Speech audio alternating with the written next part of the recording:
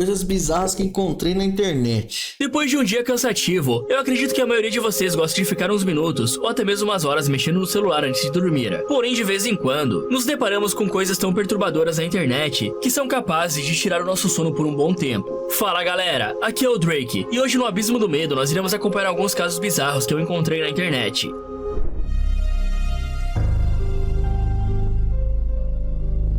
Se vocês passam em grandes centros urbanos, sabem que todo cuidado é pouco ao andar pelas ruas. Quanto maior a cidade, maiores os problemas cotidianos. Em um dia comum, precisamos lidar com o caos do trânsito, a poluição sonora e até mesmo desviar de algumas figuras estranhas que podem aparecer do nada andando ao seu lado pela cidade. Muitas vezes, elas são inofensivas e surgem e desaparecem rapidamente. Ninguém sabe exatamente onde moram, qual sua história e para onde vão. Mas em toda grande cidade, encontramos algum mascarado. Aquela pessoa que se diferencia das outras e sempre chama atenção por ser diferente de todos. Aqui mesmo no Brasil existe uma história que surgiu lá em Salvador nos anos 90, pois tinha um homem com uma máscara de ferro que Não tinha aquela brisa lá dos caras vestidos de palhaço mascarado? andava pelo centro histórico e despertava a curiosidade e o medo em turistas e moradores locais. Ele se chamava Jaime Figura, um artista plástico que fez do seu corpo o seu maior patrimônio artístico, uma obra que durou décadas. Com o passar dos anos, o Jaime deixou de ser uma figura assustadora e se tornou parte da capital baiana. Mas o que muitos não sabem é que sua história como mascarado se iniciou em um traumático momento da história do país, com um bloqueio de contas do governo Collor. Jaime, que desfrutava do dinheiro, mas vivia sendo hostilizado pelos vizinhos, criou uma máscara para não lidar com as críticas que recebia e a pobreza que veio logo em seguida. Ele passou a rasgar as roupas e a esconder o rosto para separar o artista da arte, enquanto ele mesmo se firmava como uma das suas obras. Na época, Jaime era um homem de posses que se viu de um dia para o outro na miséria. O bloqueio das contas fez com que a sua vida confortável desmoronasse. Além da perda financeira, ele passou a ser alvo de olhares e críticas constantes dos vizinhos. Com o tempo, o Jaime se tornou uma personalidade. Cara, olha só, o Jaime, pra andar assim, mano, o Jaime tem que ser muito feio, mano.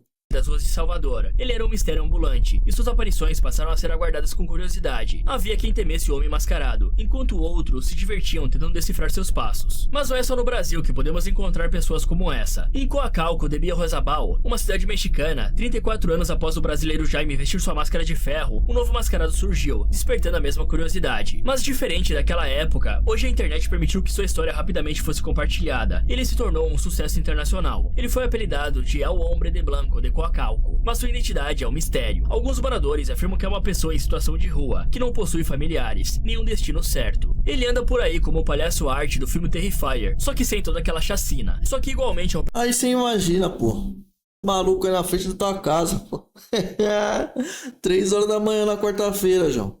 personagem do filme de terror, o mascarado anda alegremente pelas ruas, o que levou os moradores a ficarem assustados. Fotos e vídeos dele foram compartilhados nas redes sociais, gerando uma onda de teorias e especulações. Quem seria aquele homem? E o que o levava a vagar pelas ruas de Coacalco, com uma máscara que escondia completamente o seu rosto? Alguns usuários afirmavam que o mascarado de Coacalco tinha uma personalidade dupla. Durante o dia, ele parecia sereno e inofensivo. Era visto dormindo em praças, sentado em bancos públicos, ou andando tranquilamente pelas calçadas. Ele não conversava com ninguém, ele parecia estar dentro do próprio mundo. À noite, contudo, a história mudava. Relatos começaram a surgir de pessoas que diziam ter sido perseguidas por ele nas ruas desertas. Outros contavam que em certas noites, ele aparecia do nada. Mano, olha só, se eu tivesse sóbrio, eu iria correr. Mas se eu tô meio alcoolizado, ver esse mano me perseguir, eu reboco, João. Foda-se. Terrorizava os moradores. A internet rapidamente se dividiu em duas teorias principais sobre a identidade do mascarado de Coacalco. A primeira defendia que ele não poderia ser um morador em situação de rua, pois suas roupas estavam sempre limpas e bem cuidadas. Um detalhe que seria improvável para alguém vivendo nas ruas em grandes centros urbanos, né? Outro detalhe curioso é que dependendo do dia, suas roupas brancas ficavam cobertas por manchas avermelhadas, o que levantou suspeitas que o homem fosse um serial killer ou coisa pior. Sua máscara, aparentemente feita de gesso, às vezes aparecia suja, provavelmente porque o mascarado não a retirava para se alimentar. Uma outra teoria, no entanto, era ainda mais sombria. Alguns acreditavam que o mascarado era um homem perigoso, talvez um criminoso que fugia da justiça e que se escondia atrás da máscara para evitar... Pô, mas por que todo mundo pensa no pior?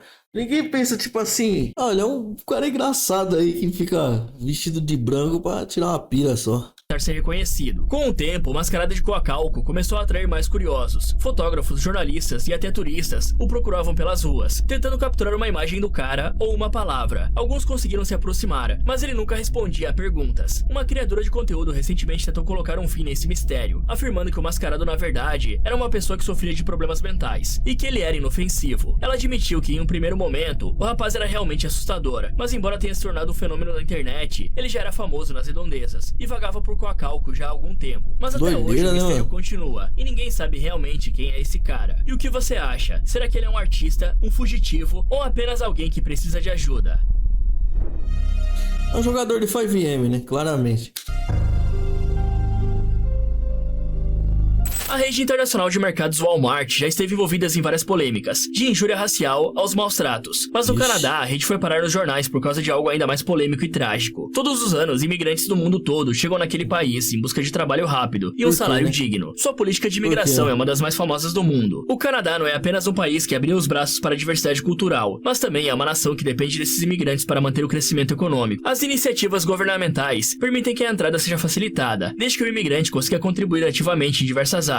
Não é um lugar para passar as férias, mas se você quer trabalhar, é um ótimo lugar para viver. Tudo isso torna o caso que aconteceu em Halifax, uma cidade canadense, bem trágico. Esse é um lugar que abriga executivos, prédios governamentais e vários escritórios, e a mão de obra imigrante é igualmente indispensável. Como uma cidade desenvolvida, Halifax é recheada de mercados que oferecem comodidade aos funcionários do centro comercial. Gunsiran Kaur, mais conhecida como Simran, trabalhou no Walmart nos últimos 2 anos. Ela era filha de indianos e foi com a sua mãe para o Canadá em busca de uma vida melhor. Em 19 de outubro, um sábado comum no trabalho, Simran desapareceu. Costumamos dizer que o ambiente de trabalho pode ser uma segunda família, mas para Simran, essa ideia tinha uma conotação diferente. Ela trabalhava ao lado da sua mãe, no mesmo local. Elas conseguiram a vaga no mesmo dia, um ano após chegar no país. Elas saíam de casa juntas e sempre se comunicavam entre os afazeres, até que sua mãe, Balbir Singh, notou que Simran tinha desaparecido por quase 1 hora. Isso não era comum, então ela ficou desesperada. Andou pelos corredores perguntando se alguém tinha visto a Simran. Ela tentou ligar para o telefone da filha, mas o aparelho estava desligado, o que era um outro sinal de que algo tinha acontecido. Sua filha não andava com o aparelho no horário de trabalho, mas ela não o desligava. Simran tinha parentes na Índia, então a comunicação era algo essencial para ela. Balbir entrou em pânico, procurando qualquer vestígio da garota. Walmart... Qual que é o nome? Que?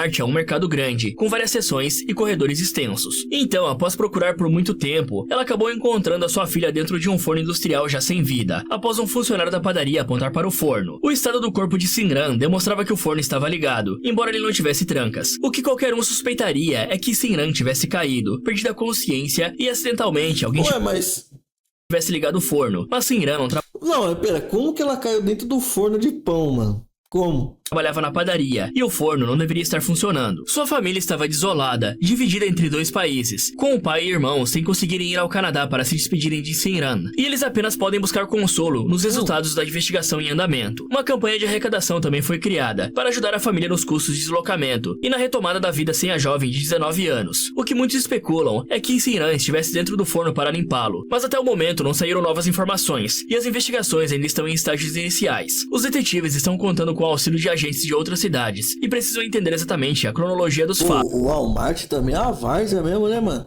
Pra mina ter fritado dentro do forno é porque, porra...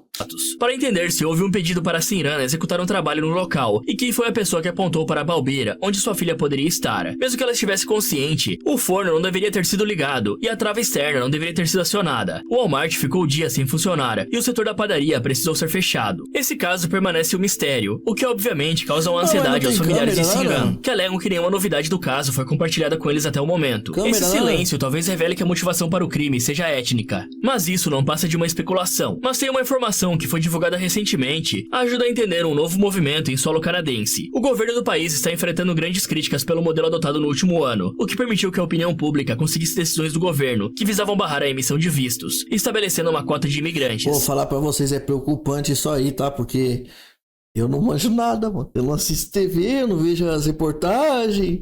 Eu tô perdido, mano. Essa decisão visa frear o crescimento da população, que aumentou 7 milhões em uma década. Mais da metade dos canadenses acreditam que a imigração se tornou um problema para o crescimento do país, o que não necessariamente significa que o caso da Simran esteja diretamente ligado à opinião pública, mas talvez seja algo a ser considerado. Mas mesmo com as especulações, a família pede por respostas. O que vocês acham que aconteceu aqui? Pais negligentes. Em 3 de maio de 2022, o condado de East Baton Rouge, na Louisiana, Estados Unidos, seria o É sempre um americano, né, mano? Sempre um americano. palco de um dos casos de negligência familiar mais chocantes da última década. Lacey Fletcher, uma mulher de 36 anos com um histórico de distúrbios psicológicos, foi encontrada morta no sofá da sua própria casa, em condições tão degradantes que o caso se tornou um exemplo da brutalidade e do descuido. Sua mãe, Sheila Fletcher, fez uma denúncia ao serviço de emergência, Caralho, mas Sheila, parece um dinossauro, mano. quando a equipe médica e a policial chegou ao local, a cena que encontraram estava além do que qualquer um pudesse imaginar. Existem várias tipificações de crimes no sistema jurídico. Elas ajudam a compreender a natureza das acusações e determinar sentenças. Sem sombra de dúvidas, um dos piores típicos é o felicídio, que é um ato de alguém matar o próprio filho. As motivações podem ser variadas e das mais chocantes possíveis, pois é difícil imaginar que a pessoa responsável por colocar um ser humano no mundo vai querer se desfazer da vida da pessoa que mais deveria proteger e amar. Mesmo encontrando na internet histórias de crimes mais trágicos e absurdos do mundo, encontrar uma história de pais que eliminaram ou negligenciaram os próprios filhos, os deixando em risco iminente, não vai deixar de nos chocar e aterrorizar. Quando as autoridades se dirigiram à casa da família Fletcher, ela estava suja, com um odor insuportável, algo entre o cheiro de esgoto e o de decomposição.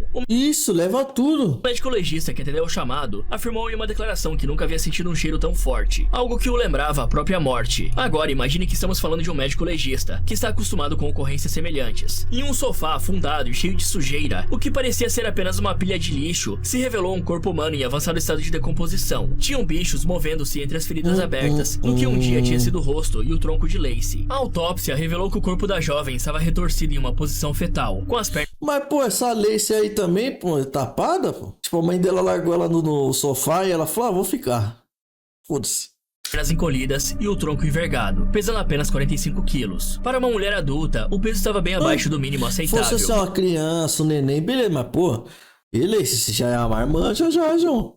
E indicavam um longo período de desnutrição e descaso. Como se isso não bastasse, o sofá em que ela estava parecia ter absorvido partes do corpo em estado de putrefação, criando uma cena que chocou até os investigadores mais experientes. A primeira explicação dos pais de Lacey para a polícia foi que a filha sofria de transtornos de ansiedade e social, o que, segundo eles, justificaria o isolamento e a negligência em que ela se encontrava. Eles alegaram que Lacey tinha se recusado a sair do sofá por anos, preferindo aquele lugar específico da casa como um refúgio. Mas os médicos que examinaram o corpo afirmaram que a desnutrição e as feridas abertas não poderiam ser explicadas apenas pela ansiedade. As úlceras encontradas em Lacey eram compatíveis com casos extremos de negligência, em que o paciente é privado de movimentos e dos cuidados básicos. O depoimento do legista que entrou por primeiro na casa da Lacey foi o mais chocante. Ele descreveu que ao examinar o corpo, percebeu sinais de que a jovem tinha contraído Covid-19. A falta de qualquer assistência médica levou as autoridades a considerarem que o vírus pode ter contribuído para a deterioração rápida do seu estado físico. Para piorar a situação, foi descoberto que Lacey provavelmente estava presa naquele sofá durante pelo menos 10 anos, vivendo em um ambiente insalubre, sem ajuda, O quê? sem supervisão e sem uma cama para dormir. Os pais da Lacey, Clay e Sheila Fletcher, foram questionados sobre o que motivou a manter a filha naquela condição. Eles afirmaram que a jovem, por conta do transtorno, preferia o sofá à cama e, portanto, respeitaram a escolha dela. Contudo, na Louisiana,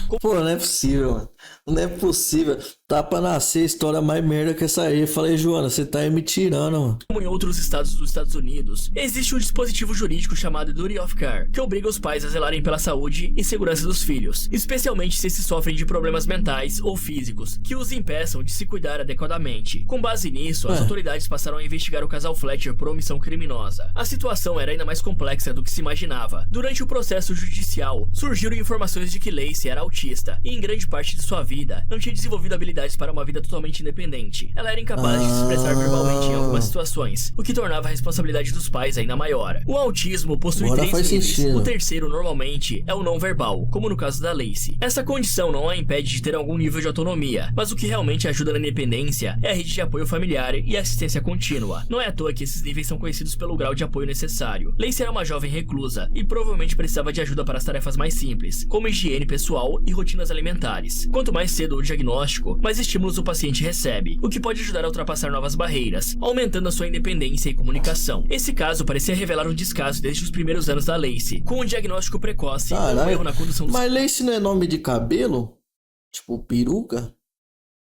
sintomas. Então, os pais são importantíssimos para que a criança, após o diagnóstico, consiga crescer de uma forma saudável. Mesmo assim, a defesa dos Fletchers, que alegava que Lacey era independente o suficiente para decidir não buscar ajuda médica, foi fortemente contestada pelo Ministério Público. A promotoria argumentava que Lacey sequer tinha condições de tomar uma decisão e que os pais, ao negarem o cuidado à filha, a condenaram a uma morte lenta. O legista chegou a dizer que Lacey estava apodrecida em seu próprio corpo. Era praticamente um cenário de filme de terror dos piores já vistos. Enquanto isso... Imagina a cheirola, mano.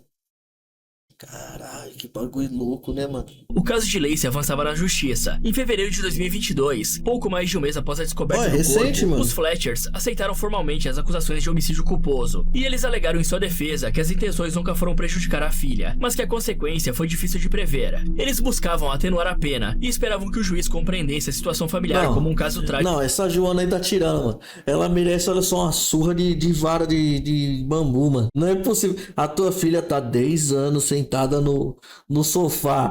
Aí vem a Joana e me fala, não conseguia prever isso aí, pô. Deu ruim ali, mas não era minha culpa, mano. Tá me tirando, mano. De erro, não de má fé. O julgamento, que aconteceu em março de 2024, foi marcado por testemunhos de amigos e vizinhos, que descreviam a família Fletcher nos mínimos detalhes, tentando entender o nível de autonomia da Lacey e o de negligência dos pais. Apenas 11 testemunhas foram convocadas, o que era o suficiente para dar um panorama completo da omissão dos pais de Lacey. Entre os depoimentos, havia relatos de que a jovem era raramente vista fora de casa e que os pais tinham pouco contato com outras pessoas. A juíza Catherine Betsy Jones se mostrou firme em sua análise dos fatos, apontando que ao manterem a filha em uma situação degradante, Sheila e Clay haviam negligenciado o dever de cuidar dela. O veredito foi claro. Ambos foram condenados a 40 anos de prisão inicialmente, mas a segunda decisão deixou a pena mais branda, permitindo que ambos cumprissem apenas 20 anos, com a chance de condicional após 5 anos. Tá no Brasil, pô? A decisão gerou polêmica, com muitos criticando a pena reduzida. Já para outros, era uma chance dos Fletcher refletirem sobre a responsabilidade que tinham. E como parte da pena, o casal também ficou obrigado a uma condicional após o cumprimento da pena, devendo reportar-se periodicamente às autoridades. Para muitos, a justiça não foi feita. O intuito da promotoria era pedir perpétua. Os pais da Lacey, mesmo que não soubessem como agir, poderiam ter pedido ajuda, mas ao invés de pedirem ajuda, eles deixaram a sua filha sofrer nos últimos 10 anos, enquanto ela tentava se levantar do sofá e o seu corpo lentamente atrofiava. Enquanto a Lacey se alimentava do estofado e de um saco de balas que estavam endurecidas, seus pais viajavam... Não, mas que saco de bala que é esse aí que durou 10 anos? De férias. Enquanto insetos rondavam o seu corpo, eles apenas esperavam que a Lacey deslizasse entre a cavidade do sofá, passando pelas tiras de borracha, e sumisse. E foi apenas quando já era tarde demais que a sua mãe decidiu fazer aquela ligação, que não seria mais capaz de salvar a vida da sua filha. Mas que saco de bala que é esse, mano? Um mistério de 40 anos. Imagine que um tio seu desapareceu em 1980 e 40 anos depois, em meados de 2021, sua família descobre o que aconteceu com ele. Imagine também que durante todos esses anos, a sua família tentou denunciar o desaparecimento, mas... Sumiu há 40 anos, mas tá vivo? Se estiver morto aí, 40 anos.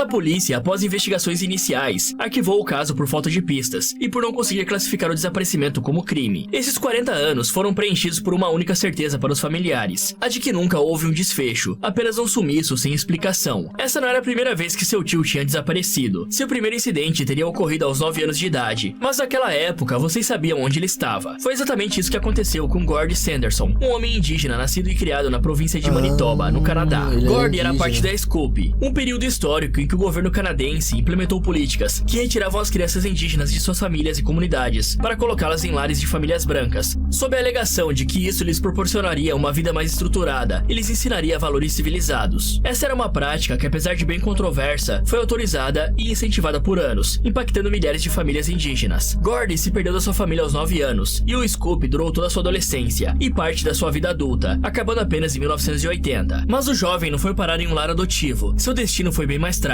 Diferente de muitas crianças levadas para adoção, ele nunca encontrou um lar permanente e cresceu em instituições. E quanto mais mas o que aconteceu? Que agonia que dá, mano. velha, menos desejada é a criança. É triste, mas é a verdade. Quando finalmente teve idade para sair do sistema, ele passou a viver uma vida independente, mas instável, sem qualquer suporte familiar ou social. Então, Gordy foi crescendo sem um lar e longe da sua família, se envolvendo em pequenos furtos, o que trouxe alguns problemas com a polícia. Em 1977, aos 20... Provavelmente, pra ele ter sumido assim, deve ter consumido uma droga, uma droguinha ali, pá... anos, Gordon informou ao irmão mais velho, Arthur, que iria visitá-lo em Calgary, uma cidade que fica a 400 quilômetros de Edmonton, onde ele vivia. Esse foi o último contato entre os dois. Gordon jamais chegou ao seu destino, e Arthur jamais viu o irmão novamente. O caso do seu desaparecimento foi registrado pela polícia, mas após algumas investigações iniciais, foi arquivado como tantos outros de pessoas indígenas desaparecidas, tratado como descaso e relegado ao esquecimento. Anos mais tarde, em 1984, um fazendeiro descobriu um corpo em uma fossa séptica em Tollfield, uma área rural próxima a Edmonton. A vítima apresentava sinais e evidências de tortura. O corpo mostrava marcas de queimaduras de maçarico, feridas profundas e evidências de que havia passado por um intenso sofrimento antes da morte. Mas o estado avançado de decomposição tornava impossível uma identificação imediata, e mesmo após meses de análise, a polícia não conseguiu determinar a identidade da vítima. O corpo foi enterrado em um cemitério local e o caso arquivado. Ele foi apelidado de Fossa Séptica Sen, um nome frio que escondeu por quase 4 décadas a verdade sobre quem ele realmente era. As tentativas de identificação Pô, morrer beleza, mas o que pega é a tortura, né, mano? continuaram sem sucesso, e a imagem da reconstrução facial feita pela polícia foi divulgada, mas ninguém reconheceu o rosto modelado com argila. Décadas se passaram, e a família Sanderson seguiu vivendo com a dor da ausência do Gordy. Os anos se passaram, e os bancos de DNA evoluíram também. Em 2017, o novo Banco Nacional de DNA tentou estabelecer a origem do Fossa Séptica Sen, mas era como se o homem não existisse. Eles não tiveram nenhuma compatibilidade, e o mistério permanecia. Isso só mudou em 2021, com a ajuda de um laboratório privado. Uma nova tecnologia finalmente revelou a conexão. O Fossa Séptica Sen era, na verdade, o Gord Sanderson. Eles usaram os ossos para criarem um perfil genético que Mas não tem a parada de pegar o osso e fazer um bagulho lá que dá pra saber quem que é a pessoa? permitiram que ele chegasse a Joyce Sanderson, a irmã de Gordy. A confirmação trouxe respostas para Arthur, o seu irmão e os outros membros da família, mas também expôs uma ferida profunda, que dificilmente cicatrizaria. Saber que Gordy havia sido vítima de tortura e que seu último registro de vida estava guardado em uma fossa séptica era uma notícia que nenhum de seus familiares queriam receber. Pô, era melhor nem ter recebido, tá ligado? Passou 40 anos, mano. O material genético retirado dos restos mortais do Fossa Séptica Sen foi então comparado com os perfis de familiares desaparecidos. Eles descobriram que ele tinha sido violentado, além dos momentos de tortura física, e os últimos minutos de Gordy não eram bonitos. Mas pelo menos agora, sua família sabia o que tinha acontecido. A polícia canadense informou que mesmo após a identificação, eles tinham poucas chances de descobrir quem cometeu o crime, considerando o tempo decorrido e a falta de pistas que apontassem para os responsáveis. As investigações seguiram por mais alguns meses, mas como em outros tantos casos de violência contra indígenas no Canadá, as respostas eram poucas, e as esperanças de um desfecho otimista pareciam distantes. Curiosamente, o desaparecimento melhor nem ter ficado sabendo, né, mano? de Gordy nunca chamou a atenção dos policiais, talvez pelo histórico do rapaz ou pela sua origem, mas o caso misterioso na fossa séptica nunca deixou de fascinar a polícia, que passou anos investigando, mesmo depois do arquivamento, buscando solucionar esse caso. O caso de Gordy Sanderson, embora solucionado parcialmente, permanece sem justiça. Ele se tornou um símbolo de tudo que o programa Scoop causou às famílias indígenas: a separação forçada, a perda de identidade e muitas vezes a negação de uma vida digna. E estar fora do sistema ajudou o Gordy de uma forma mórbida. Sem saber o seu tom de pele, a polícia buscou solucionar o seu caso 40 anos depois. Legal, legal. Um trote fatal. Pô, se passa trote pra polícia, a polícia não sabe, né, da onde que vem um trote, né? Eu sempre tive medo quando era criança, falar, pô, pensou?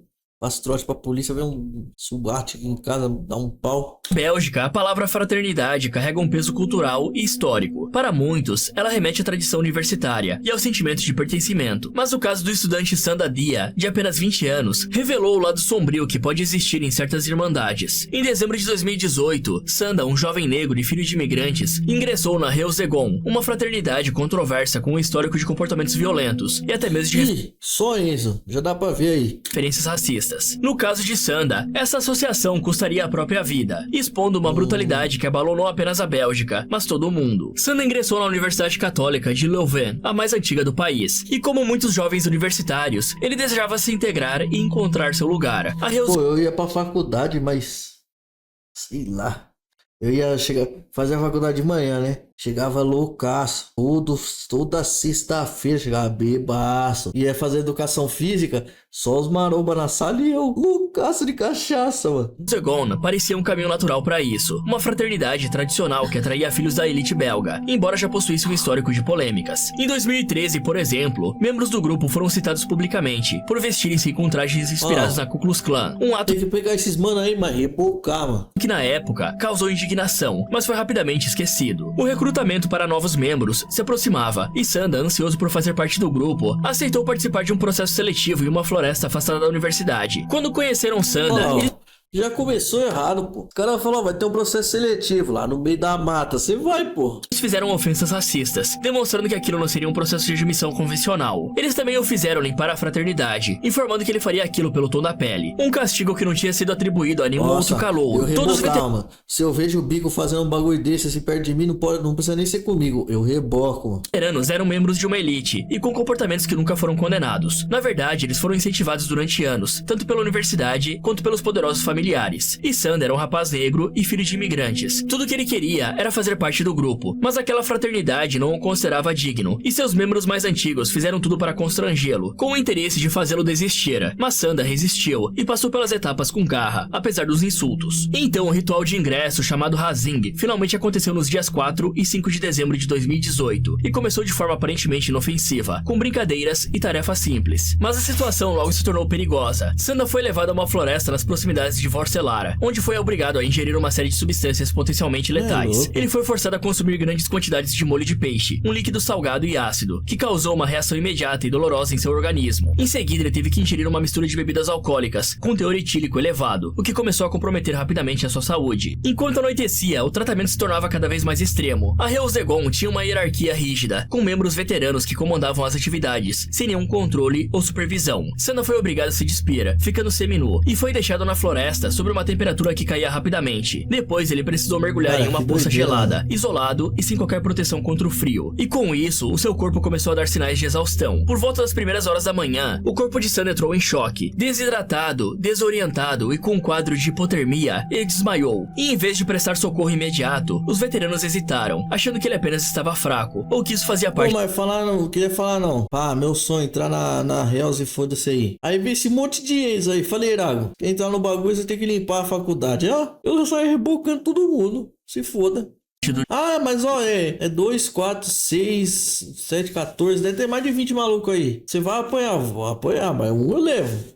Somente quando perceberam a gravidade da situação, resolveram levá-lo a um hospital, mas mesmo assim demoraram a agir, tentando encobrir os rastros do que tinha ocorrido. O estado de Sanda era crítico. Quando deu entrada, ele já estava tendo uma parada cardíaca. Os médicos constataram também que o corpo de Sanda estava entrando em colapso, devido ao nível alarmante de sódio no sangue, proveniente do molho de peixe ingerido. A concentração de sal no organismo tinha atingido níveis letais, comprometendo o funcionamento de órgãos vitais e resultando em um edema cerebral. O jovem sofreu múltiplas falências dos órgãos, e após 2 dias de internação, ele não resistiu. Para os médicos, estava mais que claro que ele tinha sido vítima de uma série de torturas físicas e psicológicas, disfarçadas de rituais de integração. Quando os membros da fraternidade saíram do hospital, perceberam a burrada que fizeram e buscaram auxílio. Eles foram instruídos a apagarem provas do envolvimento deles no trote. A essa altura, a polícia já tinha sido informada sobre o que tinha acontecido com Sanda. Enquanto os policiais não apareciam, eles apagavam mensagens trocadas e qualquer vestígio de que estiveram juntos na floresta. A família de Sanda buscou ajuda e conseguiu chegar aos jovens que participaram do trote, levando-os à justiça. Embora a fraternidade tenha sido desfeita, na época os alunos conseguiram continuar estudando durante as investigações. O caso só foi encerrado em 2023, com a detenção de... Pô, é recente esse bagulho aí, mano.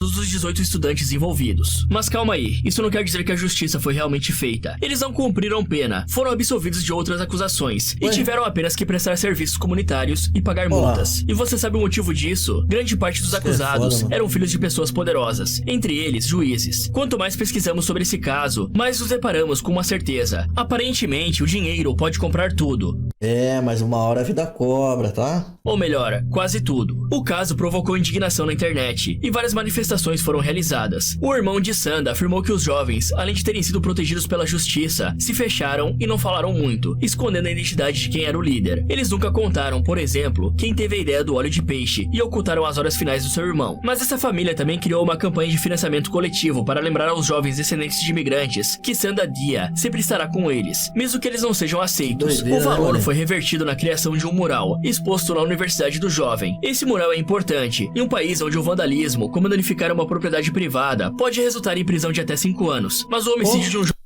5 anos no Brasil dá 3 dias.